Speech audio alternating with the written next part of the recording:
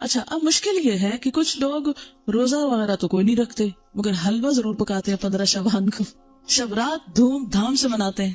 اب ہماری قوم کی اکثریت اس بات سے بالکل غافل ہے، بھولی ہوئی ہے یہ جو ابتدائی شعبان ہے اس کے روزے کتنے فضیلت والے ہیں، لیکن حلوہ پکانے کی جو رسم ہے وہ بہت لوگوں کو پتا ہے۔